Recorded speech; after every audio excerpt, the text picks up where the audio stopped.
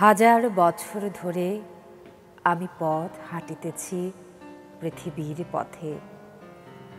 সিংহল সমুদ্র থেকে নিশীথের অন্ধকারে মালয় সাগরে অনেক ঘুরেছি আমি। বিম্বিসার অশোকের ধূসর জগতে সেখানে ছিলাম আমি, আরো দূর অন্ধকারে বিদর্ভ নগরে। আমি ক্লান্ত প্রাণ এক, চারিদিকে জীবনের সমুদ্র সফেন। আমারে দুদণ্ড শান্তি দিয়েছিল নাটোরের বনলতা সেন। চুল তার কবেকার অন্ধকার বিদিশার নিশা, মুখ তার শ্রাবস্তির কারুকার্য। হাল ভেঙে যে নাবিক হারায়েছে দিশা অতি দূর সমুদ্রের পর। সবুজ ঘাসের দেশ যখন সে চোখে দেখে দারুচিনি দ্বীপের ভিতর, তেমনি দেখেছি তারে অন্ধকারে। বলেছে সে, এতদিন কোথায় ছিলেন? পাখির নীড়ের মতো চোখ তুলে নাটোরের বনলতা সেন। সমস্ত দিনের শেষে শিশিরের শব্দের মতন সন্ধ্যা আসে। ডানার রৌদ্রের গন্ধ মুছে খেলে চিল। পৃথিবীর সব রং নিভে গেলে পাণ্ডুলিপি করে আয়োজন।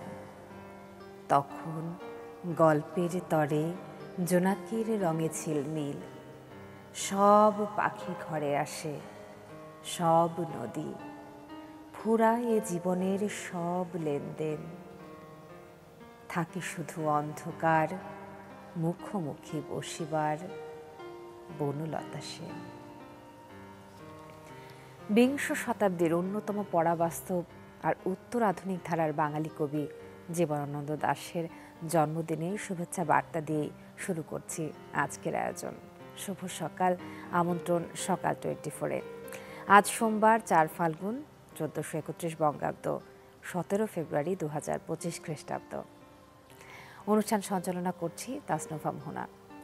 আপনারা জানেন, কবি জীবনানন্দ দাশ 1899 সালের এই দিনে বরিশালে জন্মগ্রহণ করেছেন।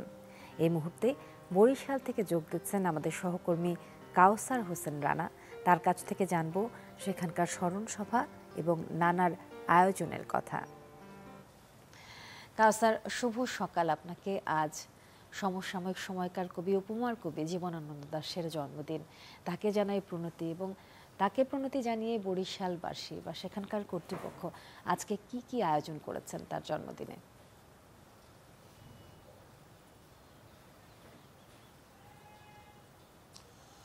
তাসনুভা, শুভ সকাল আপনাকেও। সমকালীন কবি, দূরদর্শিতার কবি জীবনানন্দ দাশের আজ 126তম জন্মবার্ষিকী। তো সেই জন্মদিন পালন উপলক্ষে বরিশালের যে ব্রজমোহন কলেজ, সেই কলেজের সাংস্কৃতিক সংগঠন উত্তরণের উদ্যোগে 8মবারের মতো আয়োজন করা হয়েছে জীবনানন্দ মেলা।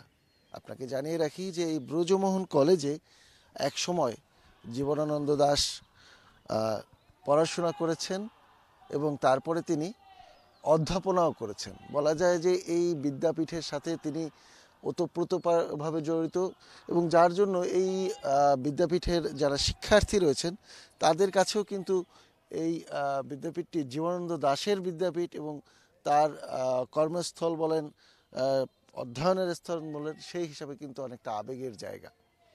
তো উত্তরণের কর্মী বা সদস্যরা এখানে উপস্থিত রয়েছেন। এখানে মেলার আয়োজন করা হয়েছে। আমরা একটু সেই বিষয়টি একটু জানার চেষ্টা করি যে তারা কি কি আয়োজন রেখেছেন এই মেলা, 3 দিন ব্যাপী মেলায়, আমাদের একটু বলবেন।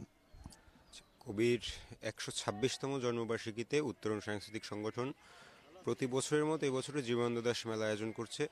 এবছরে আমরা মেলায় মোটমাট 4টি অধিবেশন রাখছি। আজকে উদ্বোধনী দিনে 2টি অধিবেশন সকাল 10টায়। উদ্বোধনের পরেই কবির স্মৃতিতে কবির পুষ্পার্ঘ্য অর্পণ, এবং তারপরে আলোচনা অনুষ্ঠান এবং সাংস্কৃতিক অনুষ্ঠান। এরই ধারাবাহিকতায় আগামীকাল এবং পরশুদিন 18 তারিখ এবং 19 তারিখ প্রতিদিন সন্ধ্যায় প্রদীপ প্রজ্বালন এবং কবির প্রতি বা কবির স্মৃতির প্রতি শ্রদ্ধা নিবেদন। এরপরে থাকছে প্রতিদিনের মতো সাংস্কৃতিক অনুষ্ঠান। তাছাড়া আমাদের যারা আলোচক হিসাবে থাকবেন তাদের আলোচনা অনুষ্ঠান, এবং সবকিছু ঘিরেই আমরা কবি জীবনানন্দ দাশকে স্মরণের চেষ্টা করব, কবি জীবনানন্দ দাশকে আমাদের মাঝে বাঁচিয়ে ফেরার চেষ্টা করব। ধন্যবাদ আপনাকে। এছাড়াও বরিশালের বেশ কয়েকটি স্থাপনা রয়েছে, তার ভিতরে একটি হচ্ছে কবি জীবনানন্দ দাশ সড়ক, যেটি বরিশালে মূলত বগুড়া রোড নামে বেশি পরিচিত। এই সড়কেই জীবনানন্দ দাশের বসতভিটা ছিল। সেই বসতভিটার পাশেই স্থাপনা নির্মাণ করা হয়েছে জীবনানন্দ দাশ স্মৃতি মিলনায়তন ও পাঠাগার। সেখানে তার যে মুরাল রয়েছে সেই মুরালে ফুল দিয়ে শ্রদ্ধা নিবেদনের কথা রয়েছে প্রগতিশীল লেখক সংঘের। এছাড়াও বিভিন্ন সংগঠন প্রতি বছর আলোচনা সভা সহ বিভিন্ন কর্মসূচি গ্রহণ করে। তবে আমরা সরকারি উদ্যোগে তেমন কোনো কর্মসূচি আয়োজন করতে কোনো বছরই দেখি না। মৃত্যুবার্ষিকীতে যে দু একটা অনুষ্ঠান হয় কিন্তু জন্মবার্ষিকীতে আসলে তেমন কোনো আয়োজন সরকারিভাবে কখনোই নিতে দেখিনি। এর 7 বছর আগে যখন এই জীবনানন্দ মেলা জন্মদিনের শুরু হয়, তার আগে আসলে জন্মবার্ষিকীও ওইভাবে আমরা উদযাপন করতে দেখিনি। তো প্রতি বছর এই মেলাটি আয়োজন করায় আস্তে আস্তে সাধারণ মানুষের ভিতরে জন্মদিন পালনের বিষয়টিও কিন্তু বরিশালবাসীর ভিতরে বেশ একটি সাড়া ফেলেছে এবং বলা যায় যে আগামীতেও হয়তো এই অনুষ্ঠানটি জাঁকজমকপূর্ণভাবে অন্যান্য সংগঠনও করবে। তার সাথে একটু জানিয়ে রাখি যে আজকে প্রচুর কুয়াশা পড়েছে এবং আপনি দেখতেই পাচ্ছেন যে কুয়াশার জন্য খুব একটা ভালোভাবে কিছু দেখাও যাচ্ছে না। যত তাড়াতাড়ি এই কুয়াশা কেটে যাবে ততই এই অনুষ্ঠানটিও আড়ম্বরপূর্ণ হবে। তো এই ছিল বরিশালে কবি জীবনানন্দ দাশের জন্মজয়ন্তী উপলক্ষে আয়োজিত নানান অনুষ্ঠানের কিছু অংশ। জি কাউসার, অসংখ্য ধন্যবাদ সাথে যুক্ত হবার জন্য। এবারে যে কবি জীবনানন্দ দাশের সাথে সাথে যাদের আজকের দিনে জন্মদিন তাদেরকেও জানাই জন্মদিনের অনেক অনেক শুভেচ্ছা, জানাচ্ছি অভিনন্দন। সেই সঙ্গে পৃথিবী বিখ্যাত আর কারা কারা আছেন যাদের আজকের দিনে জন্মদিন এবং কি কারণে তারা বিখ্যাত হয়ে আছেন সেটাও জানব। 1890 সালের এই দিনে জন্মগ্রহণ করেন ব্রিটিশ পরিসংখ্যানবিদ এবং প্রজনন বিজ্ঞান বিশেষজ্ঞ স্যার রোনাল্ড এলমার ফিশার।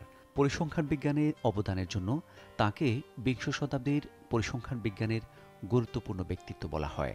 তিনি প্রায় একাই আধুনিক পরিসংখ্যান বিজ্ঞানের ভিত্তি তৈরি করেন। 1899 সালের এই দিনে জন্মগ্রহণ করেন আধুনিক বাঙালি কবি, লেখক ও প্রাবন্ধিক জীবনানন্দ দাশ। তিনি বাংলা কাব্যে আধুনিকতার পথিকৃতদের মধ্যে অন্যতম। তাঁর কবিতায় প্রকৃতি, নির্জনতা ও অস্তিত্ববাদী চিন্তাধারা একসূত্রে গাঁথা। গ্রাম বাংলার ঐতিহ্যময় নিসর্গ ও রূপকথা পুরাণের জগৎ জীবনানন্দের কাব্যে হয়ে উঠেছে চিত্ররূপময়। তাতে তিনি রূপসী বাংলার কবি অভিধায় খ্যাত হয়েছেন। 1936 সালের এই দিনে জন্মগ্রহণ করেন বাংলাদেশি খ্যাতিমান গীতিকার মাসুদ করিম। দেশ বিদেশের অনেক খ্যাতিমান সুরকারেরা তাঁর রচিত গানে সুর দিয়েছেন এবং বিখ্যাত সঙ্গীতশিল্পীরা গানে কণ্ঠ দিয়েছেন। 1982 সালে রজনীগন্ধা এবং 1994 সালে হৃদয় থেকে হৃদয় ছবির গানের জন্য গীতিকার মাসুদ করিম শ্রেষ্ঠ গীতিকার হিসেবে জাতীয় চলচ্চিত্র পুরস্কার পেয়েছেন 2 বার।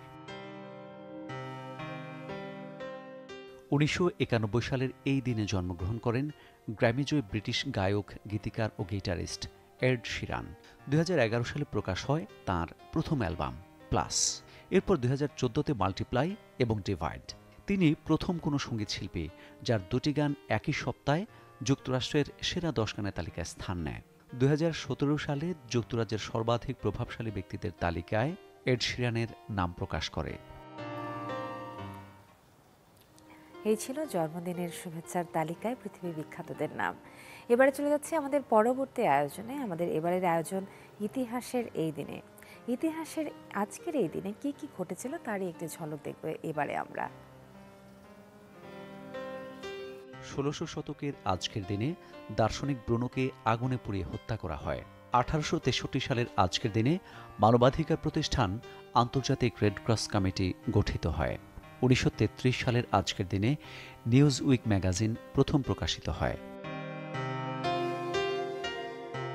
1996 সালের আজকের দিনে ইন্দোনেশিয়ায় ভূমিকম্পে 53 জন নিহত হন। 2006 সালের এই দিনে দক্ষিণ ফিলিপিন্সে প্রকাণ্ড ভূমিধসে কমপক্ষে 1126 জন নিহত হয়। কিছুক্ষণ আগে আমরা দেখছিলাম বরিশালে এখনও সকালবেলায় ঘন কুয়াশায় ঢাকা চারদিক। আজ 4 ফাল্গুন, ফাল্গুন মাস চলে এসেছে, তাই আবহাওয়াটা বাংলাদেশের বিভিন্ন জায়গায় বিভিন্ন রকম। চলুন জানিয়ে দেওয়া যাক গত 24 ঘন্টার আবহাওয়ার তথ্য, সেই সঙ্গে জানিয়ে দিচ্ছি আজ সারাদিনের আবহাওয়ার পূর্বাভাস। দেখে নেব গেল 24 ঘন্টার আবহাওয়ার তথ্য আর আজকের পূর্বাভাস। গেল 24 ঘন্টায় ঢাকায় সর্বোচ্চ তাপমাত্রা রেকর্ড করা হয় 31 ডিগ্রি সেলসিয়াস, সর্বনিম্ন 16.5 ডিগ্রি সেলসিয়াস। রাজশাহীতে সর্বোচ্চ তাপমাত্রা রেকর্ড করা হয় 30.4 ডিগ্রি সেলসিয়াস, সর্বনিম্ন 12 ডিগ্রি সেলসিয়াস। রংপুরে সর্বোচ্চ তাপমাত্রা রেকর্ড করা হয় 29.3 ডিগ্রি সেলসিয়াস, সর্বনিম্ন 14 ডিগ্রি সেলসিয়াস। ময়মনসিংহে সর্বোচ্চ তাপমাত্রা রেকর্ড করা হয় 28.5 ডিগ্রি সেলসিয়াস, সর্বনিম্ন 14.2 ডিগ্রি সেলসিয়াস। সিলেটে সর্বোচ্চ তাপমাত্রা রেকর্ড করা হয় 29.2 ডিগ্রি সেলসিয়াস, সর্বনিম্ন 14.4 ডিগ্রি সেলসিয়াস। চট্টগ্রামে সর্বোচ্চ তাপমাত্রা রেকর্ড করা হয় 30.5 ডিগ্রি সেলসিয়াস, সর্বনিম্ন 17 ডিগ্রি সেলসিয়াস। খুলনায় সর্বোচ্চ তাপমাত্রা রেকর্ড করা হয় 31.7 ডিগ্রি সেলসিয়াস, সর্বনিম্ন 18.5 ডিগ্রি সেলসিয়াস। বরিশালে সর্বোচ্চ তাপমাত্রা রেকর্ড করা হয় 31 ডিগ্রি সেলসিয়াস, সর্বনিম্ন 16.2 ডিগ্রি সেলসিয়াস। গেল 24 ঘন্টায় দেশের সর্বনিম্ন তাপমাত্রা রেকর্ড করা হয় মৌলভীবাজারের শ্রীমঙ্গলে 10.8 ডিগ্রি সেলসিয়াস, আর দেশের সর্বোচ্চ তাপমাত্রা রেকর্ড করা হয় যশোরে 32.4 ডিগ্রি সেলসিয়াস। আগামী 24 ঘন্টায় অস্থায়ীভাবে আংশিক মেঘলাসহ সারা দেশের আবহাওয়া প্রধানত শুষ্ক থাকবে। সারা দেশে দিন ও রাতে তাপমাত্রা সামান্য বৃদ্ধি পেতে পারে। এবারে সকাল 24 থেকে নিচ্ছে একটি বিরতি, ফিরে এসে থাকছে আরও আয়োজন, সাথে থাকুন। আমন্ত্রণ আরও একবার সকাল 24-এ, সাথে আছি আমি তাসনুভা মোহনা। এবারে বান্দরবানের খবর। বান্দরবানের লামায় 22 জন রাবার শ্রমিককে অপহরণ করা হয়েছে। গতকাল পর্যন্ত তাদের উদ্ধার করার কোনো খবর পাওয়া যায়নি। শনিবার রাতে ফাঁসিয়ালি ইউনিয়নের দুর্গম পাহাড়ি এলাকা মুরংছিড়ির 5টি রাবার বাগান থেকে তাদেরকে অপহরণ করা হয়। সেখানকার সর্বশেষ তথ্য জানাতে এবারে আমাদের সঙ্গে যোগ দিচ্ছেন বান্দরবান থেকে ইয়াসিনুল হাকিম। ইয়াসিন, আপনাকে শুভ সকাল জানাই। কিন্তু যেই খবরটি আমরা আসলে ভাগাভাগি করে নিচ্ছিলাম আমাদের দর্শকদের কাছ থেকে, এটি আমাদের জন্য একটা আতঙ্কের খবর। বান্দরবানে যেন এই অপহরণের খবর থামছেই না। এই ঘটনাগুলো প্রতিনিয়ত কেন ঘটছে এবং এর প্রতিকার কোথায়? তাসনুভা, বান্দরবানের লামা উপজেলায় সরই ইউনিয়ন, চিয়াজুপাড়া, তারপর গজালিয়া, গজনিয়া এবং ফাঁসিয়াখালী ইউনিয়নের বিভিন্ন জায়গাগুলোতে যেহেতু বর্তমানে রাবার শিল্পের রাবার বাগানগুলো রয়েছে, সেই বাগানগুলোকে কেন্দ্র করে সেখানে একাধিক শ্রমিক বিভিন্ন প্রতিষ্ঠানে বিভিন্ন কোম্পানির আন্ডারে সেখানে কর্মরত থাকে।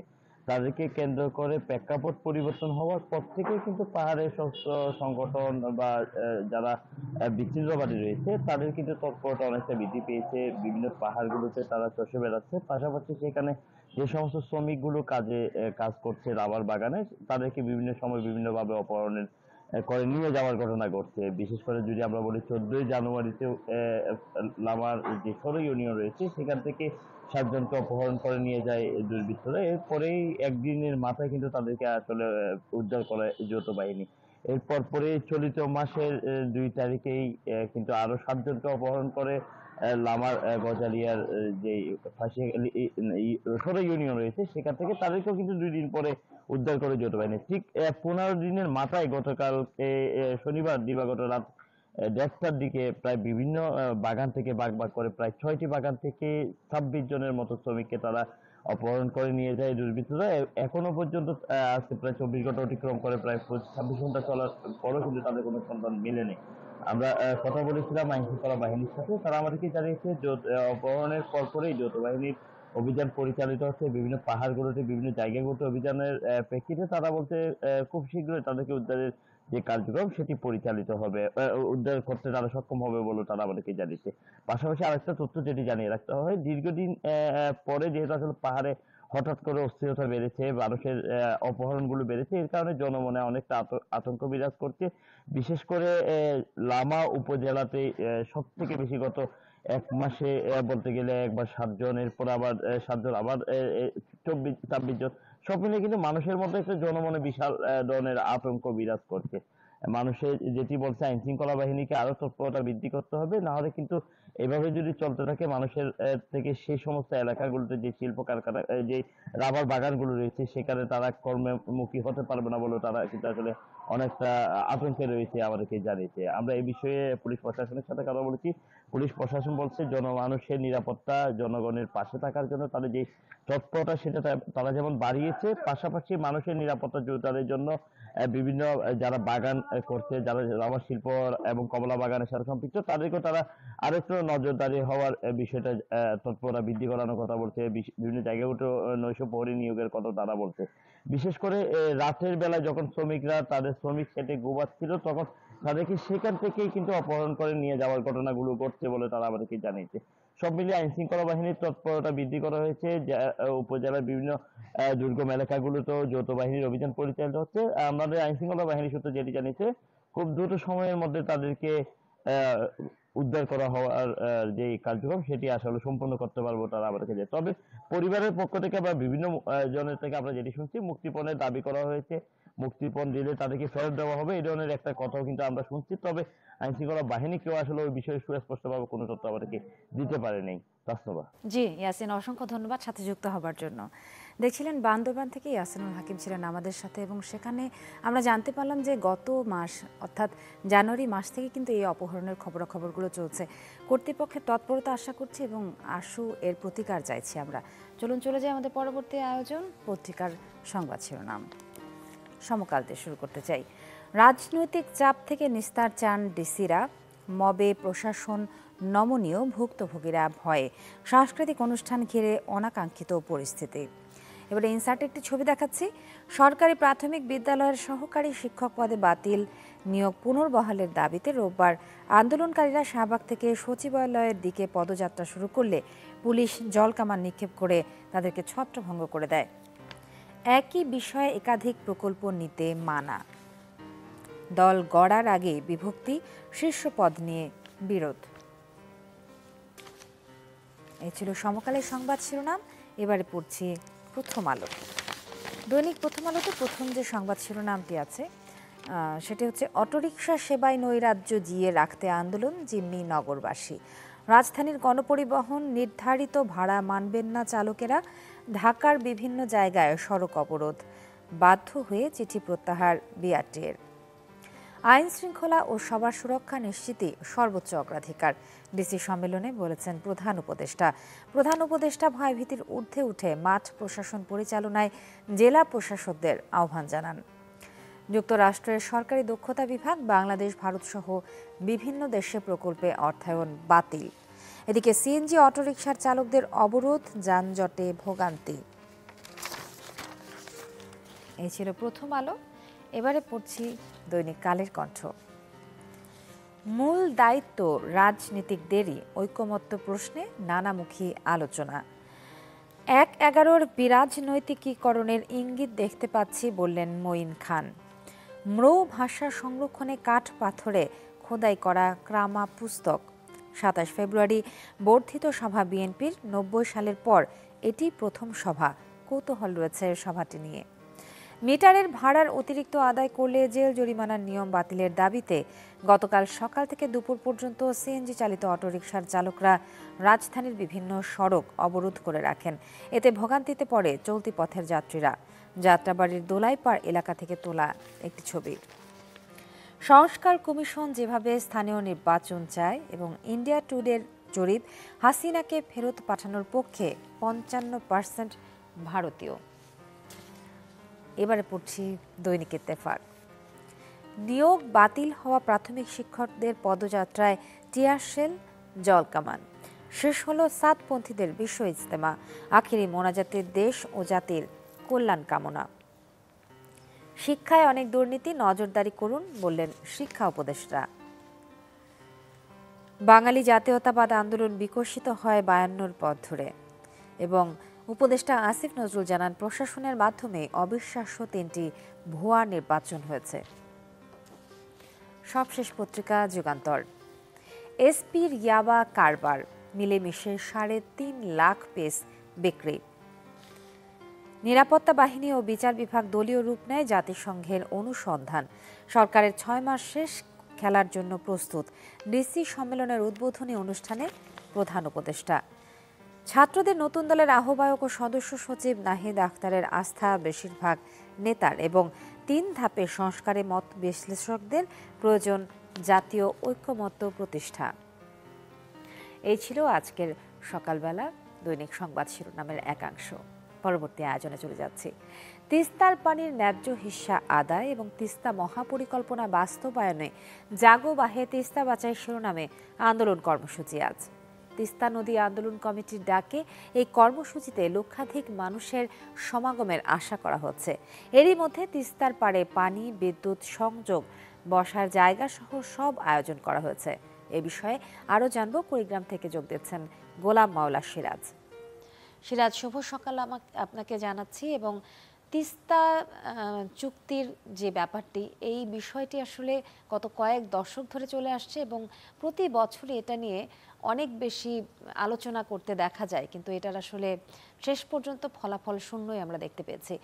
এবারকার যে পরিস্থিতি, সেটা দেখে মনে হচ্ছে হয়তো বা কর্তৃপক্ষ একটু হলেও নড়ে চড়ে বসবেন। আসলেই কিনা এবং প্রস্তুতি কতখানি জানতে চাই।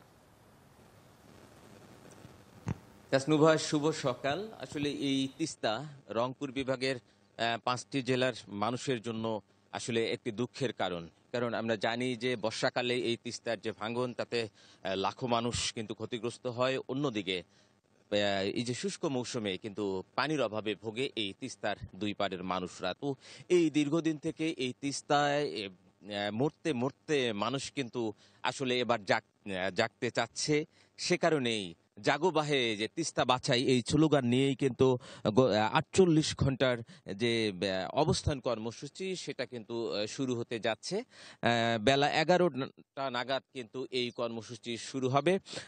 লালমনিরহাট থেকে শুরু করে এই যে লালমনিরহাট, কুড়িগ্রাম, গাইবান্ধা, নীলফামারী, রংপুর, এই 5 জেলার 11টি পয়েন্টে কিন্তু এই যে সামিয়ানা টানানো হয়েছে, মঞ্চ প্রস্তুত করা হয়েছে এই হচ্ছে যে 48 ঘন্টার অবস্থান কর্মসূচি ঘিরে।